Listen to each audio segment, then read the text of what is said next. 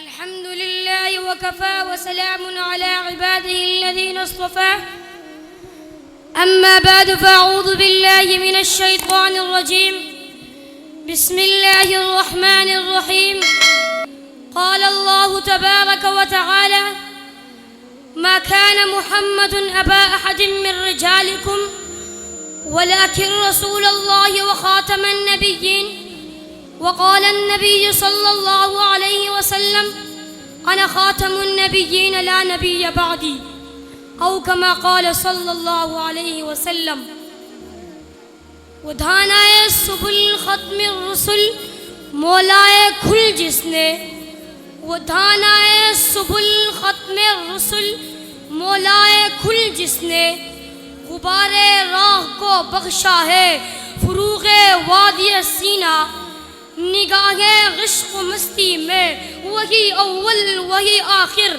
نگاہ عشق و مستی میں وہی اول وہی آخر وہی اول وہی آخر وہی قرآن وہی فرقان وہی یاسین وہی طٰہٰ۔ محترم اساتذہ کرام، معزز مہمانان گرامی، بس میں نمانی میں شریک طلبہ ساتھیوں، آج مجھے جس موضوع پر لب کشائی کا حکم دیا گیا ہے وہ ہے عقید ختم نبوت۔ عزیزان ملت، ختم نبوت کا عقیدہ ان اجماعی عقائد میں سے ہے جو اسلام کے اصول اور ضروریات دین میں شمار کیے گئے ہیں۔ عہد نبوت سے لے کر اس وقت تک ہر مسلمان اس عقیدے پر ایمان رکھتا آیا ہے کہ حضرت صلی اللہ علیہ وسلم بلا کسی تعویل تحسیس کے خاتم النبیین ہے۔ یہ عقیدہ قرآن کریم کے 100 صریح آیت مبارکہ، 210 احادیث متواترہ اجماعی امت سے ثابت ہے، جس کا منکر قطعاً کافر مانا گیا ہے۔ برادران اسلام، امت محمدیہ میں سب سے پہلا جو اجماع ہوا وہ اسی مسئلے پر ہوا، مدعی نبوت کو قتل کیا جائے۔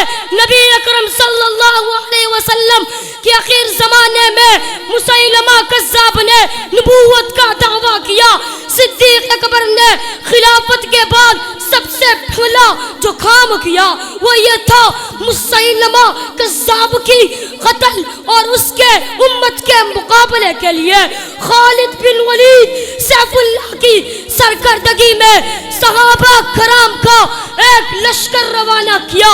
نہ اس بارے میں کسی نے تردد کیا، نہ کسی نے سوال کیا کہ مسیلمہ کس قسم کی نبوت کا دعویٰ کرتا ہے۔ اللہ اکبر، زندہ باد۔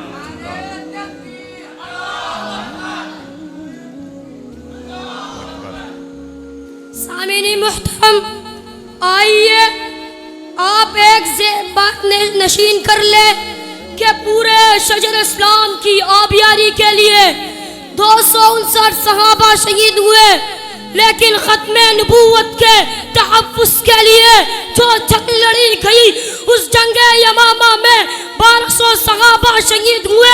تو پھر میں کیوں نہ کہوں جس طرح خدا اپنی خدائی میں وحدہ لا شریک ہے، اسی طرح محمد الرسول اللہ اپنے ختم نبوت میں وحدہ لا شریک ہے۔ میرے ختم نبوت کے تحفظ، میرے نبی کے ختم نبوت کے لیے اللہ رب العزت نے اپنی لا ریب کتاب میں یوں بیان کیا ہے، ما کان محمد ابا احد من رجالکم ولکن رسول اللہ وخاتم النبیین۔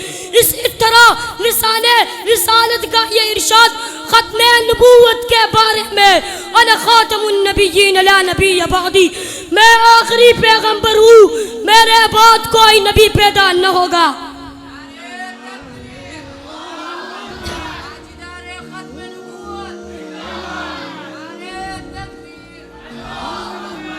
ہو جائے ایک نعرہ، نعرہ تکبیر۔ مجاہدوں کی طرح بولے، اللہ اکبر، مجاہدوں کی طرح، بوزدلوں کی طرح نہیں، مجاوروں کی طرح نہیں، نعرہ تکبیر۔ تاجدار ختم نبوت تاجدار ختم نبوت، تاجدار ختم نبوت، شان رسالت، شان رسالت، شان اصحاب پیغمبر، شان اہل بیت۔ سامعین محترم، آئیے میں آپ کو اس دور کے مدعی نبوت، کذاب، دجال اور زندیق کا مختصر تذکرہ کرتا چلوں۔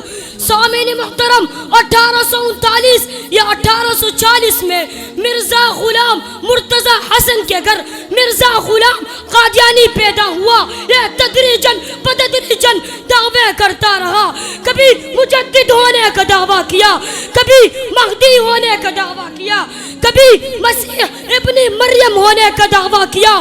بالآخر 1902 میں اس نے نبوت کا دعویٰ کیا۔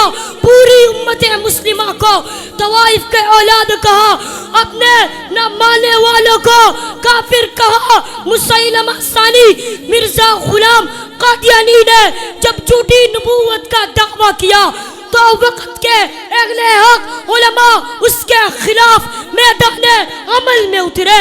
تحریر ہو یا تقریر، مناظرہ ہو یا مباغلہ، فتویٰ ہو یا بیان، الغرض ہر میدان میں اسے شکستی اور ببانگے تغل اعلان کرتے رہے۔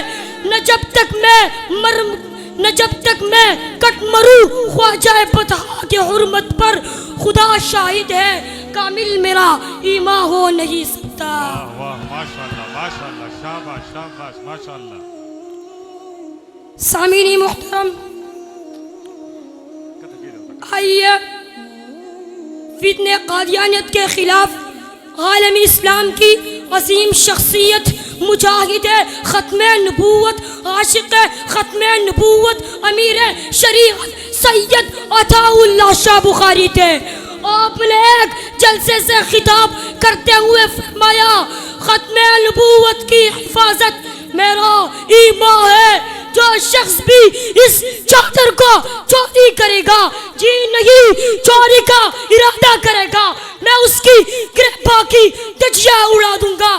میں محمد کی سوا کسی کا نہیں، نہ اپنا نہ پرایا، میں انہی کا ہوں، وہی میرے ہیں جن کے حسن و جمال پر خود رب کعبہ نے قسمیں کھا کر آراستہ کیا ہو۔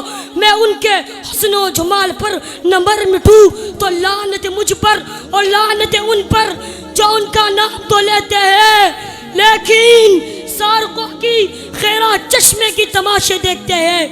تو میں کہتا ہوں، نہ موت کا ڈر ہے نہ جینے کا ارمان ہے، نہ موت کا ڈر ہے نہ جینے کا ارمان ہے، بس ایک ہی جان ہے ختم نبوت پر قربان ہے۔ واہ واہ واہ، جو ایک ہی جان وہ ختم نبوت پر قربان، ایک ہی جان ختم نبوت پر قربان۔ واہ واہ، وعلینا البلاغ المبین۔ ماشاءاللہ۔ ویسے وقاص